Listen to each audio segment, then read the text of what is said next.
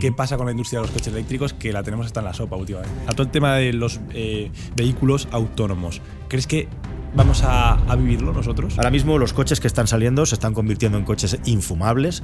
O sea, cualquiera que se compre un coche en el año 24 o en el año 25, lo que se va a comprar es un festival de pitos y alertas. Entiendo que sufrirás una presión por parte de marcas grandes de la hostia. Pues sí. Y esto es una parte no tan bonita, claro. Lo puedo decir públicamente, que me han querido cortar la cabeza en una marca de coches. ¿Cómo ves el periodismo en España?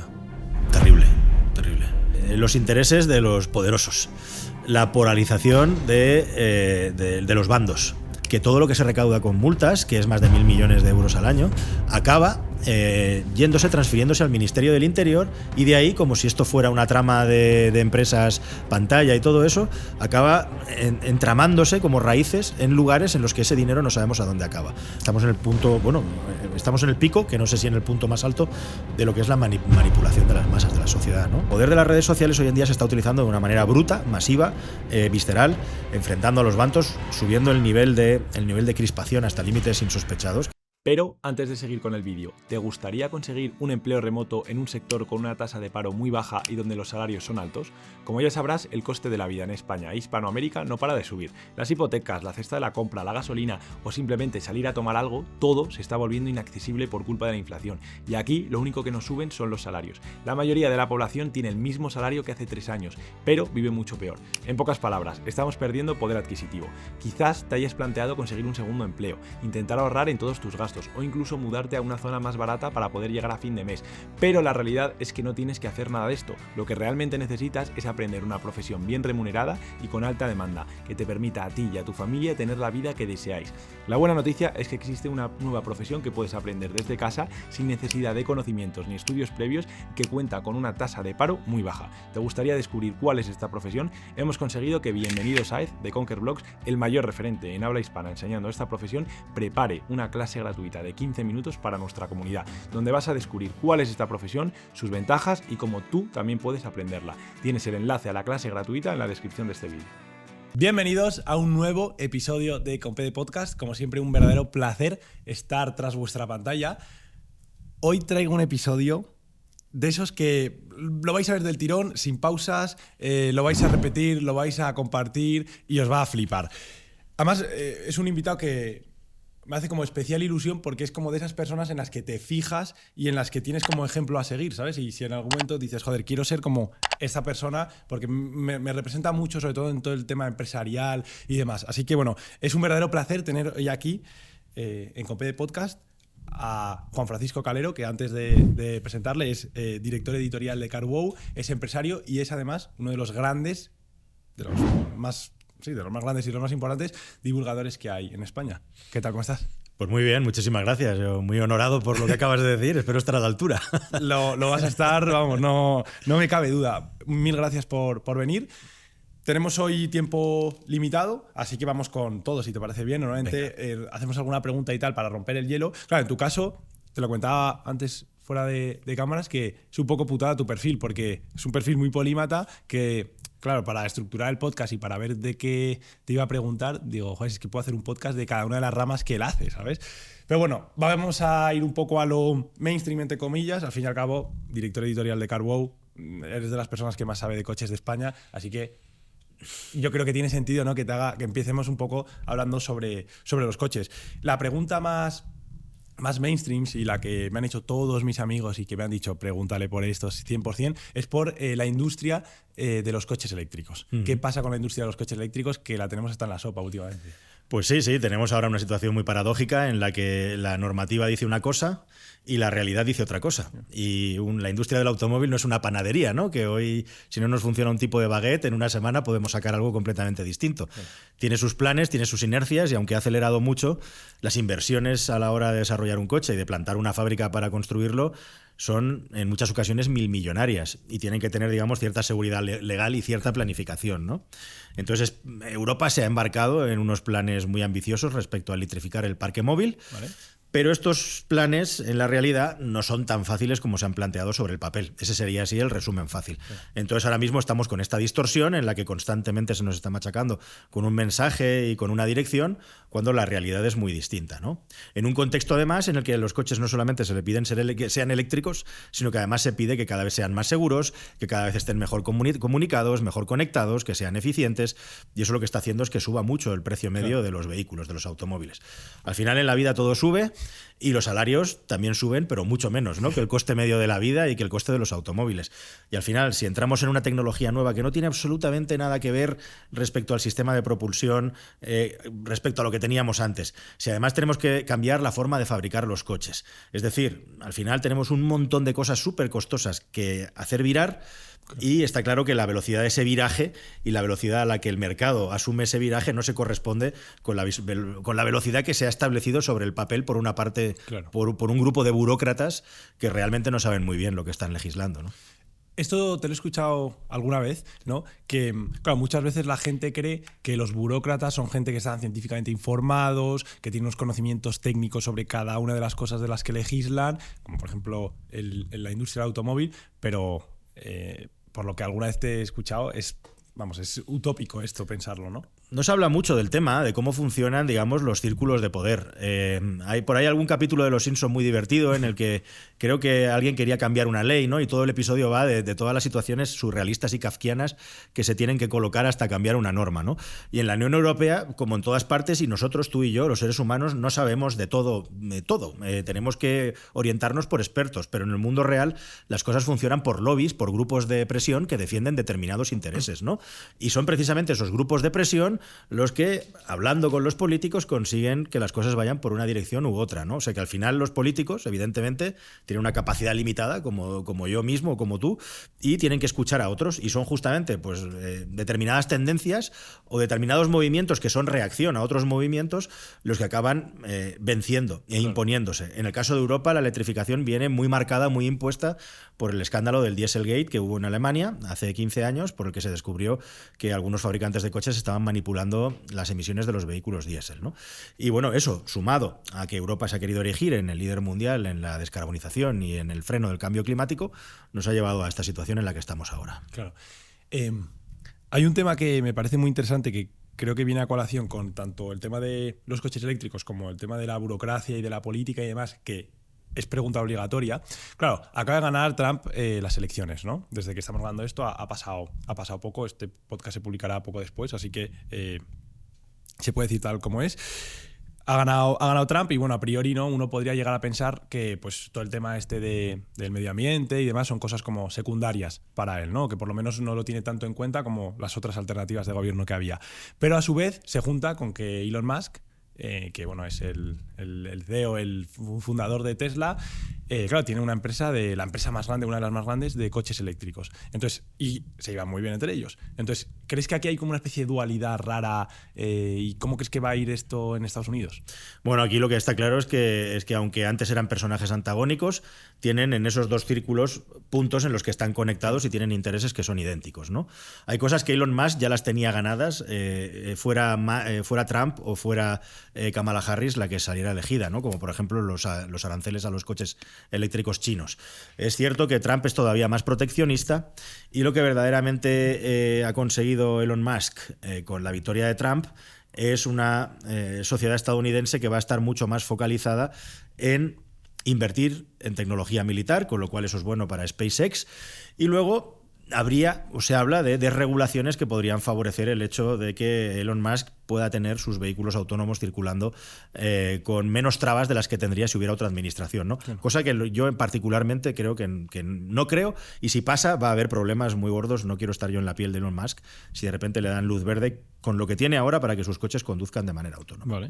Lo que es cierto al final también es que Donald Trump es súper contradictorio en los mensajes que manda. Hay muchas cosas que cuenta que tienen sentido y al mismo tiempo dice lo contrario, como todo personaje de ese tipo, y mucho de lo que dice Donald Trump es verborrea populista, le guste o no le guste al que me está escuchando.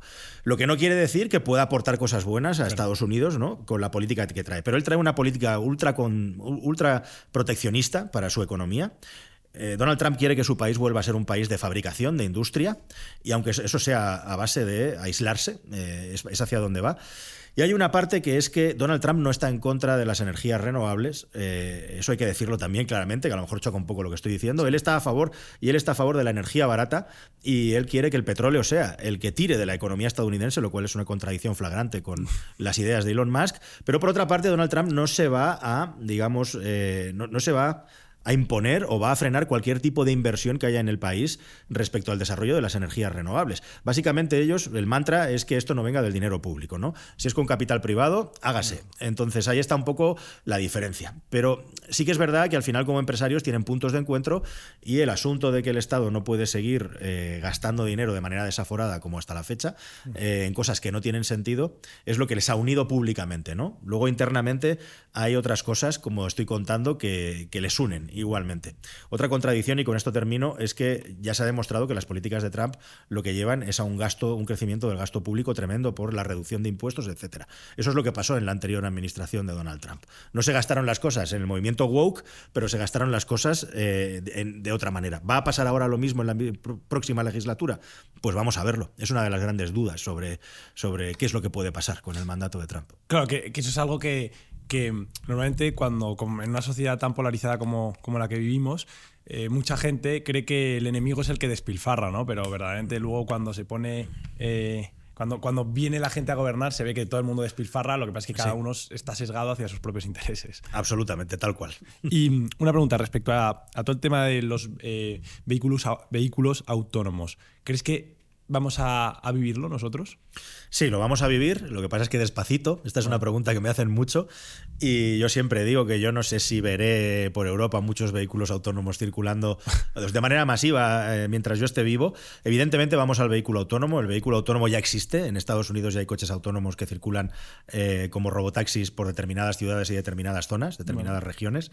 Y esto sigue evolucionando. Lo que pasa es que alrededor del vehículo autónomo se ha formado una burbuja que en cierta medida es una estafa de mentiras que han hecho que muchas personas se hagan muy ricas y algunas hayan conseguido mantener las acciones de su empresa muy altas, como es el caso de la mismísima Tesla, ¿no? Que lleva 10 años engañando a la gente con su sistema autopilot, y la gente sigue comprando, sigue pagando y no pasa nada. Promesas incumplidas que se van superponiendo sobre otras promesas que van por encima. Dicho esto, sí, habrá coche autónomo, pero tenemos que pensar que el coche autónomo, de momento y para empezar, es un producto que está más pensado y orientado para que lo compren empresas que puedan sacar partido, que no nosotros como nuestro propio coche particular, ¿no? Para eso todavía falta y sería la segunda fase. Y el gran punto, por ser rápido, el gran punto de ruptura y de quiebra es el punto en el que estamos ahora, que no acaba de romper, que es el salto del nivel 2 al nivel 3 de conducción autónoma. Vale. Actualmente los coches que tenemos son nivel 2 Plus, nivel 2. En definitiva, son coches que ya podrían conducir de una manera automatizada, pero en los que tú eres el responsable de lo que ocurre si hay un accidente. Es decir, obligatoriamente lleves el coche que lleves, tienes que poner las manos en el volante y tu atención tiene que estar centrada en la conducción. Vale. Hay dos pequeñísimas excepciones. Honda tiene en Japón una zona donde puedes ir sin manos a una velocidad determinada en atasco, y Mercedes en Alemania también. Simple y llanamente para decir, estamos aquí, ya tenemos nivel 3. El salto al nivel 3 es que en nivel 3 de conducción autónoma tú puedes desatender durante un tiempo limitado, pero tú puedes desatender la conducción.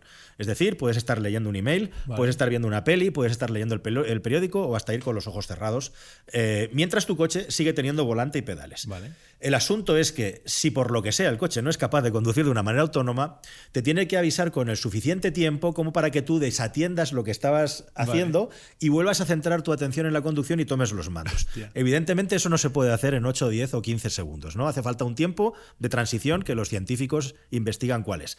Sean 30, 40 segundos, al final, si en ese periodo de tiempo en el que te piden que coges los mandos o durante el tiempo que el coche está conduciendo de una manera autónoma hay un accidente, el responsable sería el vehículo y no la persona. Hostia. Porque estás desatendiendo la conducción porque la tecnología de tu coche lo permite. ¿Qué es lo que ocurre? Que en ese nivel 3 de conducción autónoma las empresas se juegan su reputación. Tú imagina que ahora Tesla, BMW, Mercedes, Honda, quien sea, saca masivamente un vehículo de nivel 3 que se puede utilizar en cualquier lugar y empieza a haber accidentes. pues evidentemente eso sería la muerte para la empresa, salvo una Tesla, que ya ocurre, que la gente se piensa que su coche conduce solo y no conduce solo y se accidenta porque desatiende la conducción y no ocurre nada, ¿no? Claro. Pero la cuestión es que es un salto muy crítico y ese salto se va a ir haciendo poquito a poco. Es decir, para empezar, el nivel 3 solamente existe ahora mismo en autovías y hasta determinadas velocidades. Poco a poco se va a ir abriendo el campo y al final acabará habiendo nivel 3 en ciudad. Por encima de eso está el nivel 4, en el que ya tendríamos una desatención de la conducción mucho más larga, en el que el coche ya conduciría de una manera autónoma, de una manera completamente continuada, que es el nivel que tenemos en los vehículos de Waymo, etcétera, etcétera. Y el nivel 5, que hay debate sobre si eso llegará a existir o no algún día, es directamente un vehículo que no tiene ni pedales, ni tiene volante, ni nada, y que el 100% de su tiempo conduce de una manera completamente automatizada. Así por no alargarme mucho más. ¿Y el nivel 6 serían los coches voladores? Y el nivel 6 sería el nivel 6 en cierta medida ya existe, ¿no? Porque un vehículo volador es un avión, claro, que en el 80% de las operaciones ya están automatizadas. Que, por cierto, también los aviones están empezando a implementar los sistemas de visión y de inteligencia artificial que se utilizan, las tecnologías que se utilizan en automoción, desarrolladas para aviación, que no tienen nada que ver, para que al final operaciones como un aterrizaje complicado o una situación de complicación a bordo, como por ejemplo que un piloto tenga un infarto y no haya nadie más al volante, entre comillas, el avión fuera capaz de pilotarse y acabar aterrizando el mismo. O sea, ahora mismo hay un debate también en el mundo de la aeronáutica sobre si eliminar a uno de los dos pilotos, que quedan dos ahora mismo en los aviones, lo cual sería un cambio de paradigma brutal. O sea, que esto no es cosa solamente de la automoción. Ahora mismo todo está en duda, todo está en desarrollo y la única cuestión que nos rompe la cabeza es un poco es que siempre tendemos a pensar que esto ocurre pasado mañana y no, los tiempos de desarrollo son más largos y más complejos. Y por cierto, una cosa que no he dicho, muy importante respecto a conducción autónoma, es que probablemente algo que no se ha tenido en cuenta y que es absolutamente vital es que las infraestructuras, las carreteras, los sitios por donde van los coches autónomos, tienen que estar preparados para la conducción autónoma. Un coche autónomo no solamente tiene que ser capaz de reconocer el entorno, sino de comunicarse con el resto de coches y si además se puede comunicar con la vía para saber la densidad del tráfico, quién viene por un lado, cuál es la temperatura en el suelo, si va a haber hielo, mil cosas que hacen que la conducción sea mucho más segura, ¿no? A este respecto hay un debate también que es cómo de seguro tiene que ser un coche autónomo. Es decir, respecto a lo que tenemos ahora, un coche autónomo tiene ¿cuál es el nivel de seguridad que tiene que tener? ¿El mismo que tienen los humanos conduciendo? ¿O debemos de llegar a un nivel en el que sea X veces superior al promedio de accidentabilidad de los humanos? Hay un debate, ¿no? Los más pro-tecno, como Elon Musk, sostienen que sus coches ya son más seguros con la tecnología que tienen ahora que un humano medio, con lo cual no hace falta ir más allá. Y hay quien sostiene que la conducción autónoma tiene que tener varios órdenes de magnitud de seguridad superiores a lo que tenemos ahora en la conducción humana para considerarlo que sea completamente segura. Una cosa sí que es segura, que es que el día de mañana, cuando los coches sean realmente autónomos, habrá probablemente menos accidentes. Claro. Ya los hay ahora gracias a los sistemas de seguridad, se evitan muchísimos accidentes. El problema es que probablemente, como la inteligencia artificial no es capaz de abarcar todos los casos de la realidad de momento, en muchas ocasiones también un coche te matará y tú no habrás tenido la culpa. Hostia. Esto es como con las radiografías o con los exámenes médicos que leen las inteligencias artificiales. A lo mejor una IA es capaz de encontrar un diagnóstico mirando una imagen en un 90%, con un 90% más de exactitud y calidad de lo que lo hace un médico. Pero va a haber un 10% de casos en los que la IA se le va a pasar, se va a equivocar y tiene que haber al final una supervisión humana, ¿no? Tiene que haber un control humano. En fin, ahí como puedes ver, y me estoy enrollando, hay una cantidad de debates. A mí me mola mucho este tema porque yo que estudio economía es un ejercicio de optimización típico, ¿no? Sí, claro. Aunque simplemente sea mejor que sus alternativas, ya es válido, ¿no? Efectivamente, o sea, vamos a conseguir paliar un 80, un 70, un 90% lo que tenemos ahora, pero nos va a seguir quedando un residual en el que, ¿qué hacemos? ¿Quitamos o no el control del ser humano sobre ese porcentaje de fallo residual? Claro. Es un debate ético muy potente, ¿no? Sí, casi que se enfrentan, entre muy comillas, el utilitarismo frente al deontologismo, ¿no? En tanto y cuanto que, oye, hay algunas cosas que están bien o mal por naturaleza y el resto, pues oye, hay que maximizar el bienestar de los individuos y si es mejor que sus alternativas, vamos para adelante. Efectivamente. En tu caso, ¿cuál es tu opinión? Pues una muy buena pregunta. Yo es que me voy haciendo muy mayor y cada vez... cada vez estamos viviendo una situación muy farragosa, volviendo al mundo del automóvil, que es el que más controlo yo, ¿no? Ahora mismo los coches que están saliendo se están convirtiendo en coches infumables. O sea, cualquiera que se compre un coche en el año 24 o en el año 25, lo que se va a comprar es un festival de pitos y alertas, bastante molesta y algo que cada vez interviene más en la conducción sin que tú notes, sin que tú sientas que realmente tu seguridad está mejorando mucho, ¿no? Y esto es porque estamos haciendo una transición precisamente hacia una serie de sistemas que el día de mañana serán automatizados y que no intervendrán sobre nuestra conducción, pero como ahora nosotros somos los que tenemos las manos en el volante, los pies en los pedales y nuestra vista en la carretera, nos estamos peleando con una máquina, ¿no? Claro. Y es bastante farragoso y desagradable. Y en este periodo de transición a mí me está resultando bastante durillo, yo que me subo cada semana a un coche nuevo, convivir con todas estas tecnologías hasta el punto de que yo lo digo en mis vídeos, que hay algunas que las apago por sistema. Otras son increíblemente útiles y yo jamás las desconectaría, como todos los sistemas de alerta de emergencia por accidente. Es decir, todo aquello que no interviene en la conducción, salvo los sistemas de control de la carrocería, como son el ABS y el ESP, yo los quito, los sistemas de alerta, y dejo aquellos que me pueden salvar de un accidente. Y de hecho, más de una vez me han salvado de un accidente. Por ejemplo, un sistema de frenada automática, pues de repente tienes un despiste o ve algo que tu tiempo de reacción es menor, es maravilloso que exista. El ESP, que al final no deja de ser un sistema de inteligencia artificial primario, yo no sé los millones de vidas probablemente que ha salvado ya en la carretera desde que se empezó a implementar en los años 90. Y en fin, las compañías aseguradoras lo saben, ¿no? Los accidentes, aunque veamos muchos accidentes por ahí, cada vez son menos y son menos duros en un porcentaje alto, porque los sistemas de seguridad activa del coche ayudan mucho a paliar el accidente. Y ya la seguridad pasiva, es decir, todo aquello que ocurre después de que ha ocurrido un accidente, es brutal, cómo ha mejorado y cómo ha evolucionado, ¿no? Hasta el punto que afortunadamente cada vez menos personas salen dañadas de un accidente y cada vez más personas sobreviven de un accidente. O sea, tampoco hay que demonizar los sistemas de seguridad, porque salvan muchas vidas. Sí, sí. Y una cosilla, con todos los coches que tú pruebas, con el dineral que se mueve y con el poder que tú tienes de inclinar las opiniones hacia un lado o hacia otro, claro, esto es pregunta obligatoria y era de las que tenía apuntada de hay que hacérsela sí o sí. Entiendo que sufrirás una presión por parte de marcas grandes de la hostia. Pues sí. Y esto es una parte no tan bonita de mi trabajo, que la gente desconoce, porque yo no me paso el día hablando de mis movidas ni de mis problemas en el trabajo, ni mi trabajo está focalizado a las movidas de calero, ¿no? En el día a día. Yo me dedico a hacer mi trabajo lo mejor que puedo, y es un trabajo que cada vez se hace más difícil y más farragoso. También por ahí, porque cada vez, digamos que los intereses son más fuertes y tenemos menos libertad los comunicadores para poder opinar de un producto.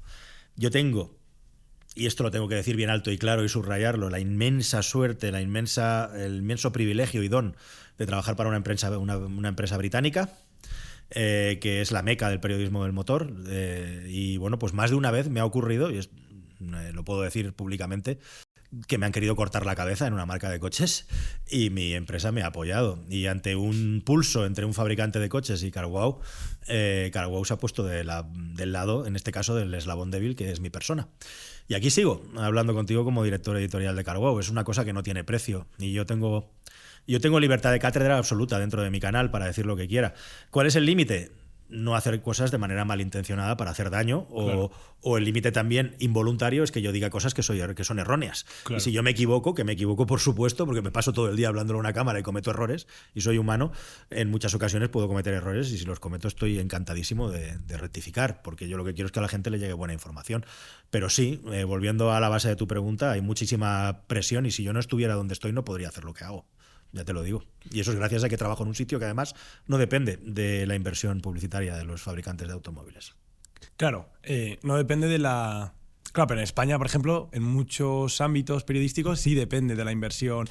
Por ejemplo, lo típico, ¿no? De las cadenas subvencionadas por el gobierno, ciertas empresas que patrocinan o que ponen pasta en revistas o en periódicos de las que luego se habla bien de sus productos o de sus servicios o de lo que sea.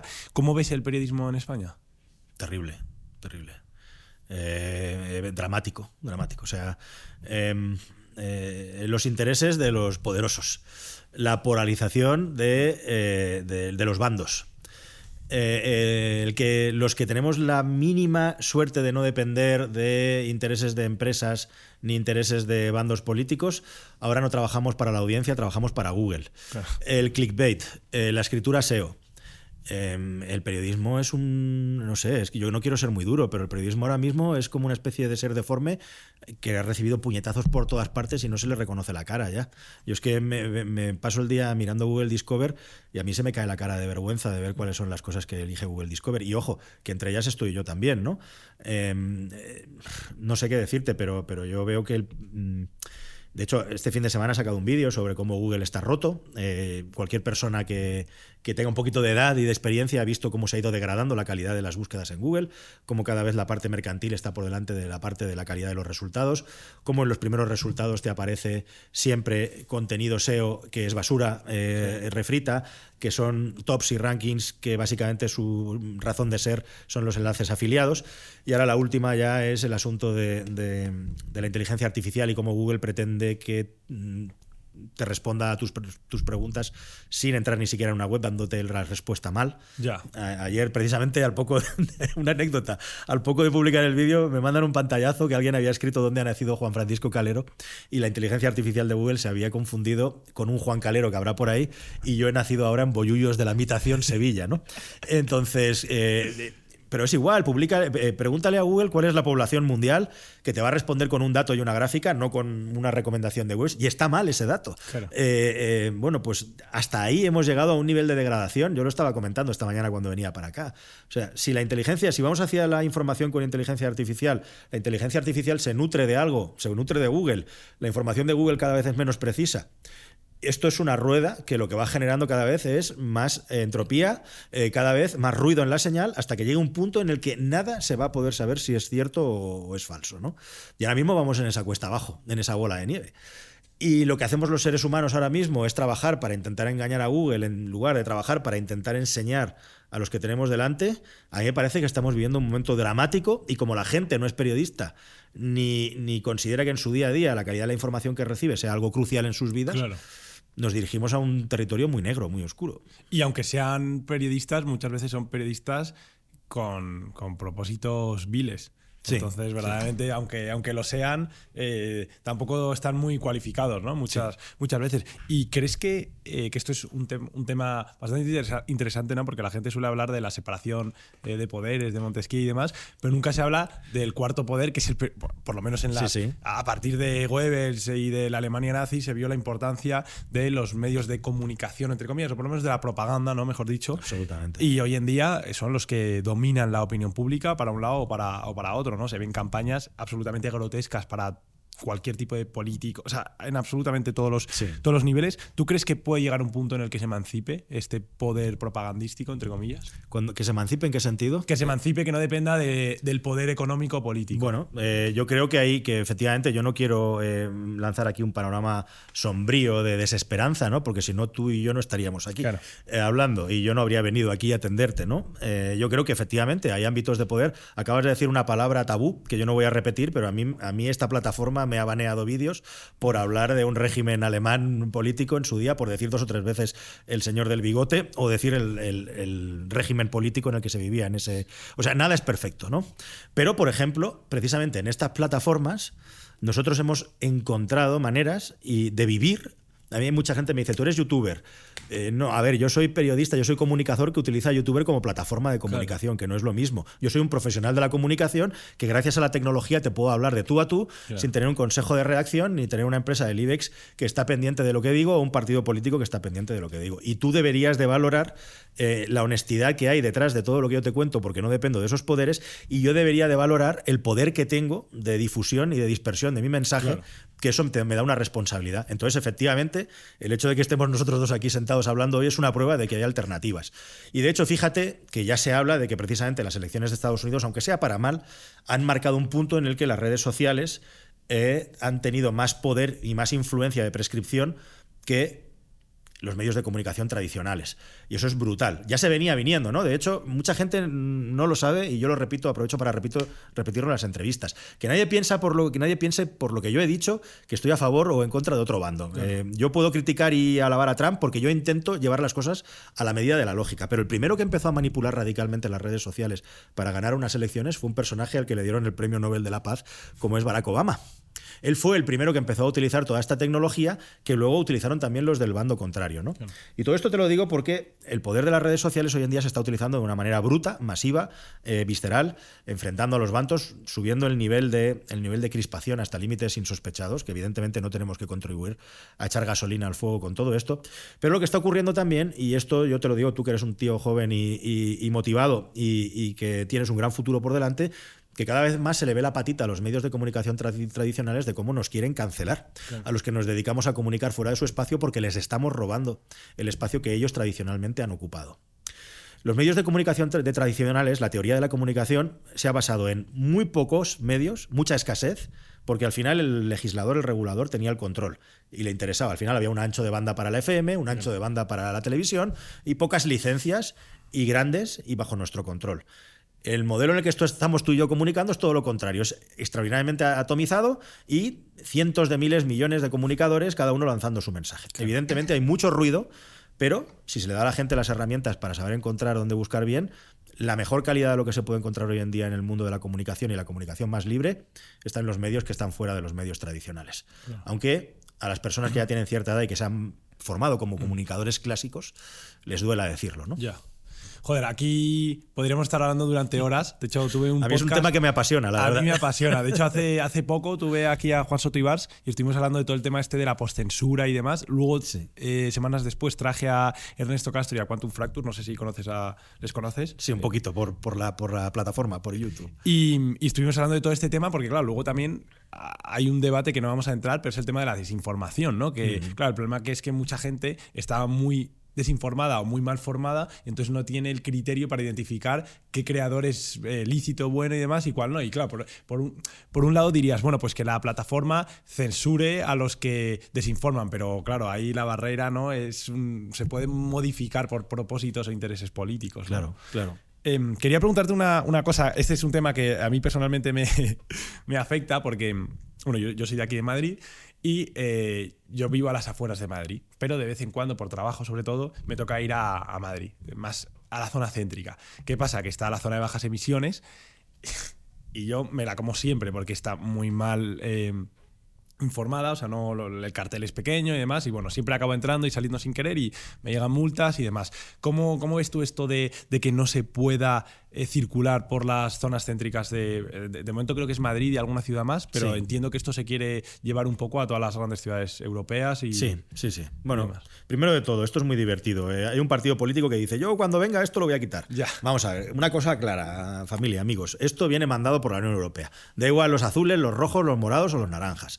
Al final nos lo impone la Unión Europea y hay que cumplir con ello. Entonces, esto, como bien dices, es una cosa que ya debería de estar implementado en todas las ciudades de España de más de 50.000 habitantes. No es una cosa solo de Madrid. Ya.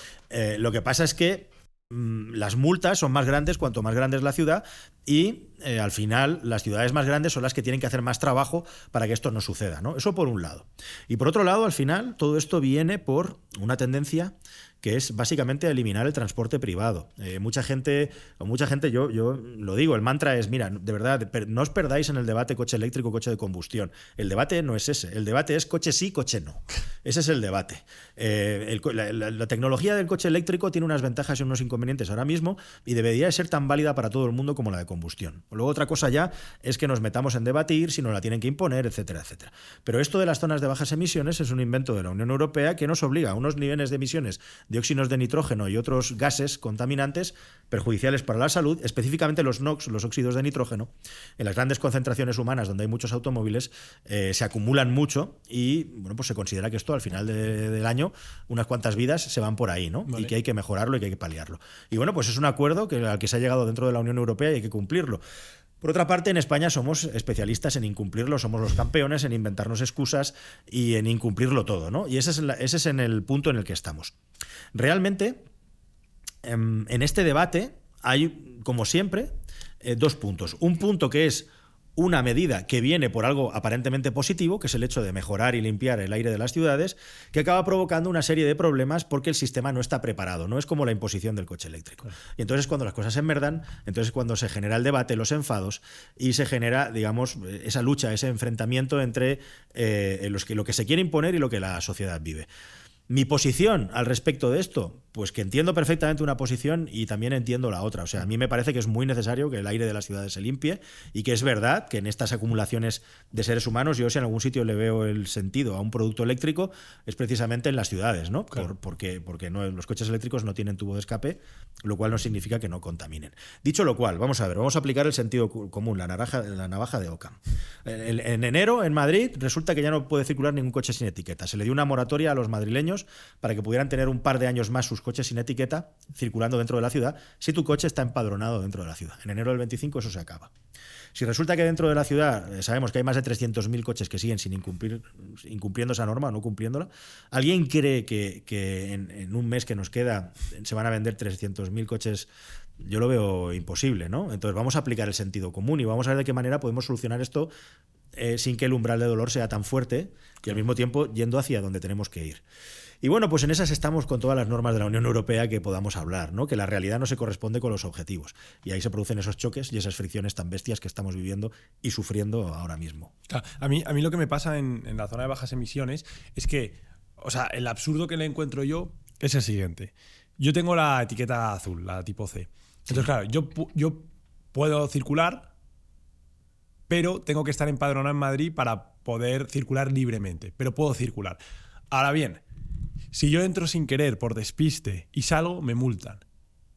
Y entiendo que es una manera de que esto se ve mucho en economía, ¿no? Es una forma de desincentivar que entres a la ciudad. Vale, lo puedo entender.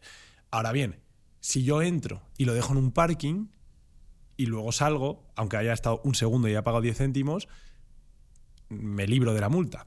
Y digo, verdaderamente, o sea, entiendo, sé que desincentiva y a largo plazo y en el cómputo global quizás puede llegar a desincentivar la suma ponderada versus la suma ponderada, pero en mi caso, por ejemplo, acabo contaminando mucho más. Y esto le pasará a un mogollón de madrileños, ¿no?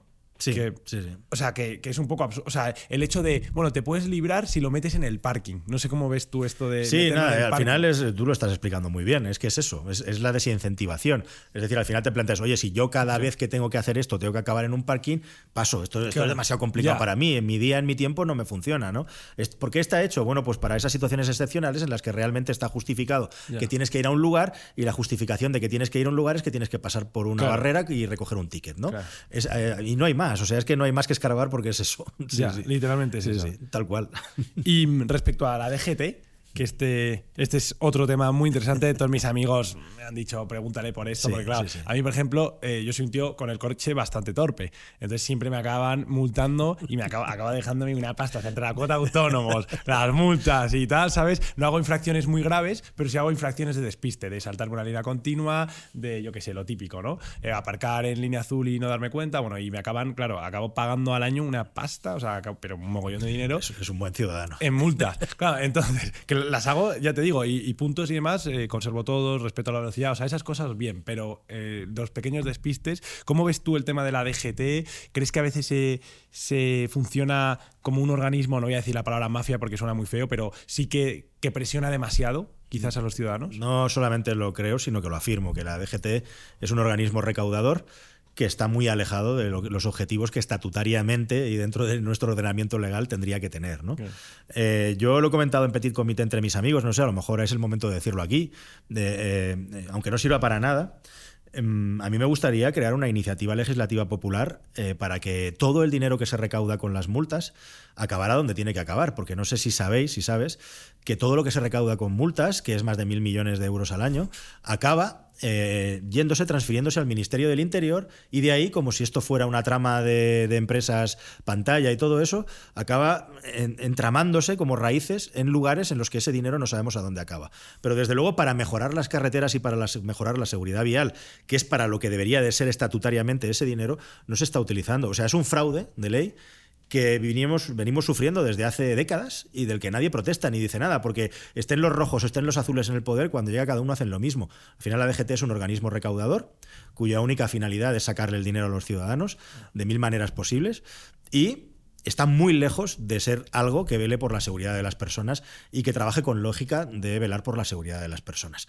Máquinas de recaudar, como son radares, tecnologías las que quieras, pero todo lo que está vinculado a la formación y a la seguridad social, vial, Nada. Y luego, lo más duro y lo más indignante para mí es que nos quieren asustados, nos quieren al volante acojonados directamente con toda la represión que tenemos, en lugar de que nos quieran informados y formados, ¿no? Para que cuando llegamos a una situación de peligro sepamos cómo reaccionar. O tengamos más cultura de la seguridad para que cuando estamos en la carretera conviviendo todos, cuidemos mejor los unos de los otros, ¿no? Nada de esto se hace. Eso es mucho más costoso, es más farragoso, lleva más tiempo, da menos rédito electoral a corto plazo. La DGT es un organismo recaudador de impuestos más, y bueno, pues tú eres un gran contribuidor a los impuestos que no van precisamente a mejorar la seguridad de la carretera. Ya pero bueno, yo soy el que acaba pagando el pato. y una cosa, respecto a todo este tema de las multas de la DGT, claro, bueno, no quiero entrar ahora porque iba a hacer una comparación con el IRPF, ¿no? No voy a entrar ahora si el modelo es progresivo, regresivo, proporcional, porque bueno, es verdad que no quiero entrar en ese tema porque puede generar debate y demás. Y no sé a lo que quiero llegar. A lo que quiero llegar es que si crees que habría que hacer un sistema proporcional en base a tu renta con las multas. Pues la verdad es que no me lo he planteado nunca. Mira, en otros países, a mí me pasó no hace mucho en Alemania, que iba por una autobahn a toda pastilla, porque la velocidad es libre, y en Alemania pasa una cosa muy interesante. Cuando hay límites de velocidad, la gente los respeta, porque son límites lógicos. Tú vas a 200, a 300 o a 400 por hora, que si te plantan un cartel de 100, el de 400 por hora va a plantar el freno. Lo que me pasó es que llegó un punto en el que ya no había velocidad libre y los radares en Alemania están por delante, no por detrás. Te sacan la foto por delante. Entonces, cuando llegué al pórtico, aún iba un poco más rápido, iría a 140 más. Y me llegó la multa. Me ha llegado alguna multa de Alemania y son bastante menos costosas que en España, aunque parezca sorprendente. Entonces, básicamente hay tres modelos. El modelo en el que te multan y te avisan, eres mal ciudadano. En Alemania, como la gente cumple tanto, si lo comparamos con nosotros con las normas, te ponen una multa pero pequeñita.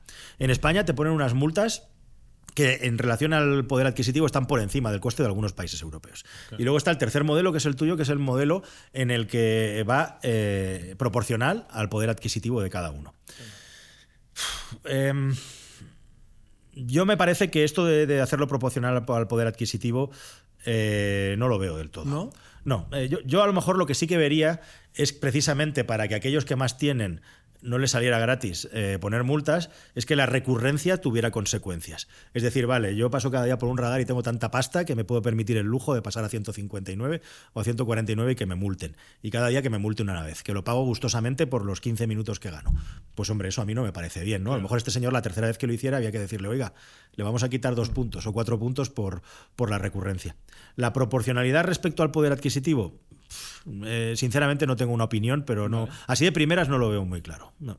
Este tema yo lo hablo más de lo que debería, porque es un tema, ¿no? Que tú lo mismo, nunca me lo he planteado. Sí. Yo esto lo hablo con amigos. Yo, por ejemplo, en mi caso, que tengo la suerte de tener amigos de todas las clases sociales, o sea, por ejemplo, sí que veo que a mis amigos que tienen muchas veces se la pela. O sea, es decir, ponen el coche y está mal, ¿sabes? O sea, independientemente de que tengas mucho o no debería ser esa tu actitud. No juzguemos esto, simplemente voy a lo que quiero comentar. Y es, claro, pues muchas veces lo dejan este azul y digo, oye, pero pone el ticket, ¿no? Bueno, da igual tal. Y luego no lo acaban poniendo. Claro, entonces de esta manera digo, bueno, esto quizás con el tema parking, ¿no? Pero también puede ser con saltarse un semáforo. Ahí es verdad que entra en juego el tema de los puntos, que bueno, de esa manera lo puedo llegar a entender, pero saltarse una línea continua, cosas así. Entonces no lo sé. O sea, estos son como los argumentos que a mí me llegan a pensar de, joder, a este tío se le está castigando de menos y quizás a un chaval que cobra 1.000 pavos al mes, que llega justo para pagar alquiler, es que le metes 2 multas de 200 pavos y le has jodido el mes. O sea, igual es lo que ahorra en un año. Sí. Desde ese punto de vista tienes toda la razón. Sí, es así. Pero es un tema... Es igual que... Es que los sistemas son injustos por naturaleza. Es igual que aquellas personas que se pasan el día en la carretera y que están constantemente echando horas en la carretera, ya sea porque son camioneros o porque son taxistas o porque son personas que nos dedicamos a probar coches y hacemos 100.000 kilómetros al año. Claro. Y nosotros tenemos los mismos puntos que tiene el señor Pedro, que hace 1.500 kilómetros al año, ¿no? Entonces, bueno, pues efectivamente hay cosas que se podrían ajustar mejor. Y desde luego esto que dices, para mí todo lo que sea que la gente joven tenga determinadas ventajas a la hora de poderse mover, a mí me parece fantástico. O sea, que te lo compro. que es otro tema, joder, es verdad, no había caído. Pero claro, yo cuando antes no conducía nada, nunca me multaban y no tenía estos problemas que tengo ahora. Pero ahora que conduzco mogollón por trabajo, estoy de aquí para allá todo el día, pues claro, o sea, y esto se puede ver de una manera muy sencilla. la probabilidad de que un avión se estrelle creo que es una entre 4 millones, una cosa así. Sin embargo, estamos viendo que cada año nos notifican de que hay más accidentes de aviones. ¿Eso es porque los aviones son peores? No, eso es porque hay más vuelos. Entonces, es una probabilidad que es prácticamente inamovible, ¿sabes? Se puede bajar un poco, pero está ahí. Entonces, cuanto más conduzcas o cuanto más aviones circules, más accidentes van a haber, porque uno de cada 4 millones se la va a pegar. Con esto pasa igual. El riesgo de equivocarse conduciendo igual es bajo, es de 1 partido de 10.000, pero si conduces 500.000 horas, pues tarde o temprano te va a llegar. Y todavía más, no es lo mismo conducir en fin de semana que entre semana. Claro. O sea, el nivel de densidad de tráfico que hay cuando viajamos entre semana es mucho menor y mayor el nivel de densidad de policías y de personas vigilando, con lo cual las probabilidades de que te multen entre semana viajando son muy superiores a las que te multen en un fin de semana. Hay muchísimas cosas ahí que entran en juego. Sí. Y una preguntilla, volviendo un poco al tema de los coches. Coches de segunda mano, ¿cuál es tu opinión sobre ellos? Bueno, los coches de segunda mano están ahí, van a seguir estando ahí. Vale. Y mi opinión, no sé exactamente a lo que me preguntas, pero por ir centrando la pregunta... Sí, crees que, por ejemplo, con el tema de los móviles hay mucho debate, ¿no? La gente no suele recomendar que te compres un móvil de segunda mano. Es un poco por ahí. Aquí hay cosas chulas e interesantes que contarle a la audiencia. Ahora mismo España tiene un nivel 2-1. España siempre ha sido un país de comprar coches nuevos y de que el coche usado, como la vivienda de alquiler, no éramos muy partidarios de ello, ¿no? A medida que ha ido, ¿qué quiere decir 2-1? Que ahora mismo por cada coche nuevo que se compran ya se compran 2 usados. A medida que los coches nuevos se van haciendo cada vez más caros, y más complejos tecnológicamente, el precio sigue subiendo. No es que los coches usados no se vayan a dejar de comprar, es que va a haber muchas personas que ya en su vida no van a comprar un coche que no sea usado, que nunca van a comprar un coche nuevo. O sea que el coche usado cada vez es más importante y va a adquirir más importancia, hasta el punto de que hemos llegado a un punto, y esto no lo sabe mucha gente, de que en España en el año 24 hemos pasado de ser un país exportador neto de coches usados, es decir, había una parte del stock de coches usados de España que se iba a Alemania, que se iba a Francia. Hemos pasado de ser exportadores a ser importadores porque ya no tenemos suficientes coches usados aquí. Y eso es un cambio de paradigma brutal. Y con ese cambio de paradigma aumenta el nivel de engaños, aumenta el nivel de timos y aumenta el nivel de que nos vendan coches en un estado aparente que no es el estado real. Así que, además de eso, esto te va a volar un poco la cabeza, el precio medio de un coche usado en España ya es de 20.000 euros, que es el precio de lo que se gastaba hace 20 años en comprar un coche nuevo de media.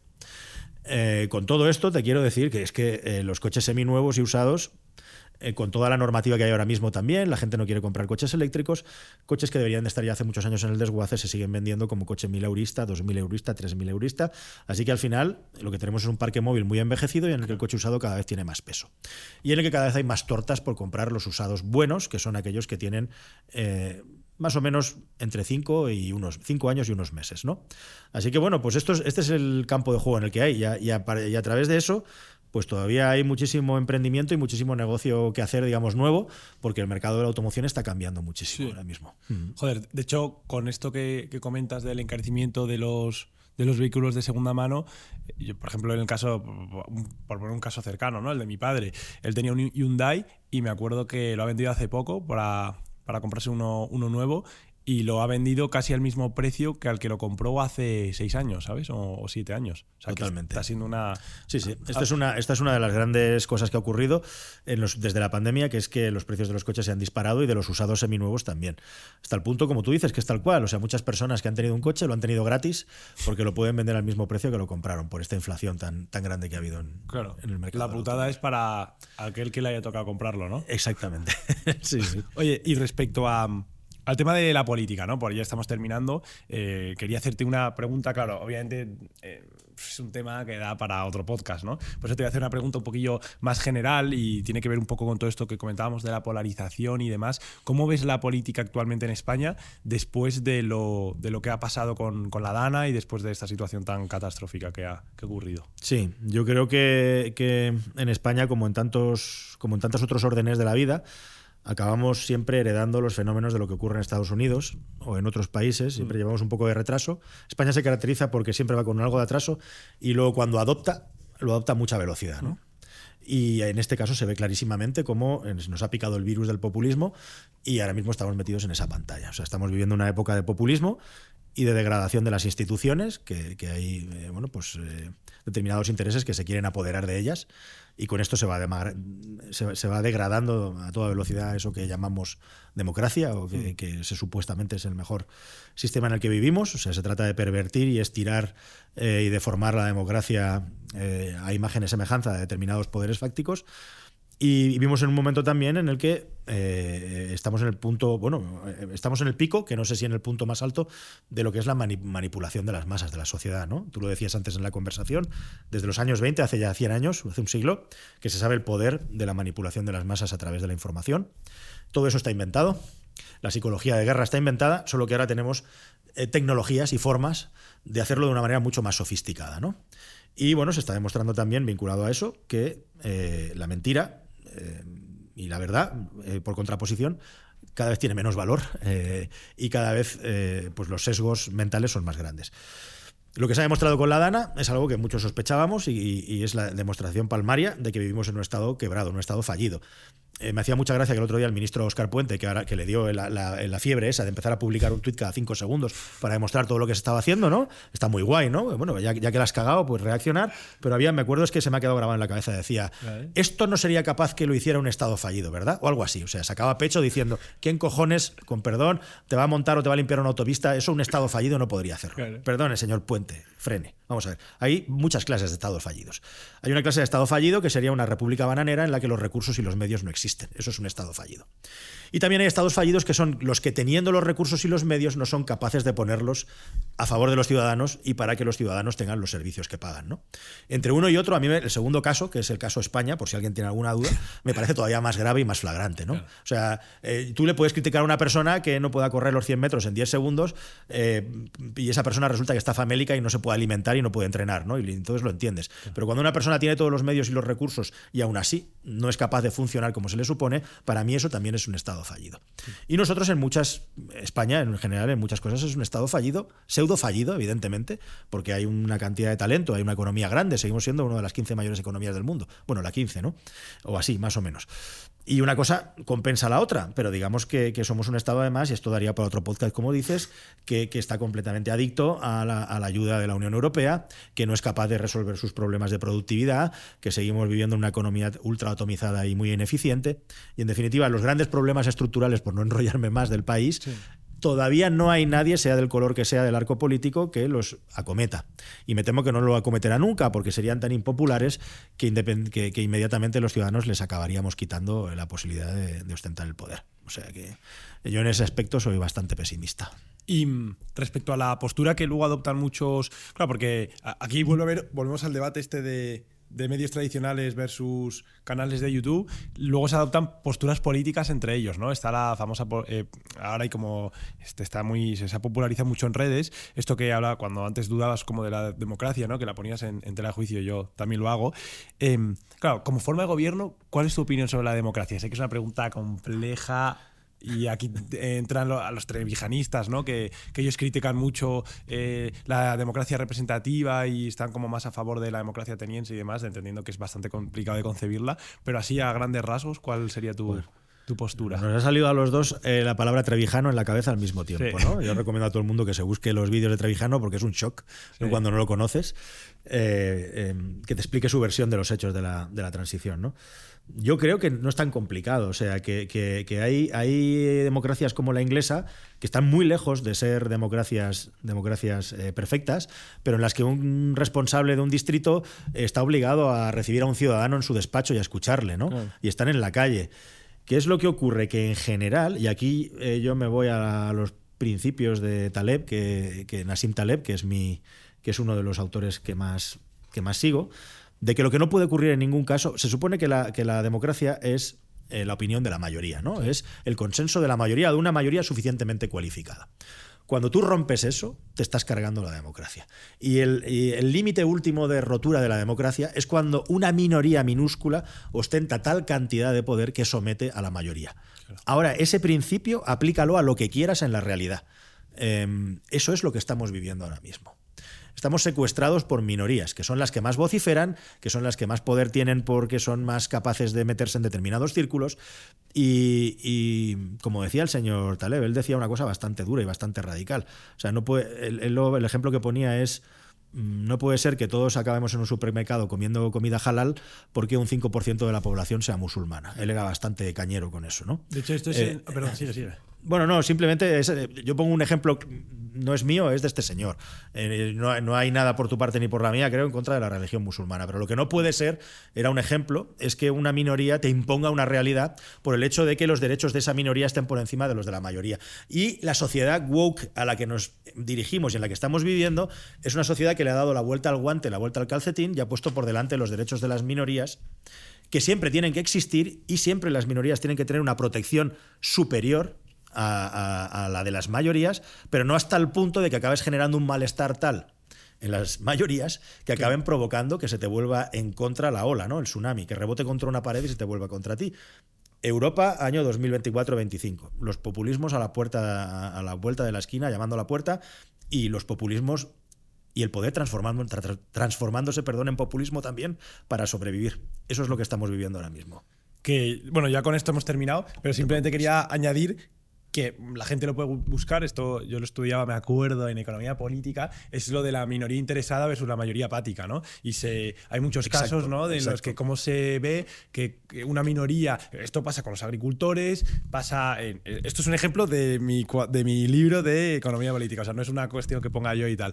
Con el tema de, por ejemplo, el matrimonio homosexual, ¿sabes? Era como el ejemplo claro, ¿no? De los homosexuales. Tenían mucho interés en casarse. No hablo ahora, hablo hace 20 años. Bueno, ahora también, pero digo, hablo hace 20 años. Y la mayoría, pues era apática. O sea, algunos que estaban a favor, otros en contra, pero como que les da igual. Entonces, hay veces en las que se utiliza para el bien, como por ejemplo en el caso del matrimonio homosexual, que todos estamos de acuerdo. Totalmente. Pero hay otras veces en las que se utiliza pues perversamente, y que hay una minoría muy interesada en algo, la mayoría se la suda y acaban pues pasando cosas como las que pasan ahora. Ya hemos terminado, pero ahora déjame que te haga 8 preguntas de sí o no, y con esto terminamos. Por cierto, si me dejas añadir una cosa nada más, simplemente el hecho de que la realidad no es un conteo de audiencia de la televisión, es decir, si la política sigue siendo, a ver mañana cómo estoy en los rankings de votos, que es como vivimos hoy en día, tenemos la realidad que tenemos hoy. Hasta que esto no cambie, no cambiará la realidad. Estoy de acuerdo. La postilla. Vamos con todo. ¿Crees que los medios tradicionales son imparciales? No. ¿Es posible que la DGT utilice campañas de miedo para recaudar? Absolutamente sí. ¿El periodismo en YouTube tiene más rigor que en los medios tradicionales? Depende, absolutamente. ¿Son realistas los planes de la Unión Europea para eliminar los coches de combustión fósil en 2035? No, y ya se ha demostrado que no. ¿Has notado censura o presión en tu contenido alguna vez en tu vida? Sí, muchas veces. ¿Tesla es tan revolucionario como Elon Musk promete? No, pero tampoco es una empresa no revolucionaria. Lo es, pero no tanto. ¿Están las marcas de coche exagerando sobre el impacto ecológico de sus productos?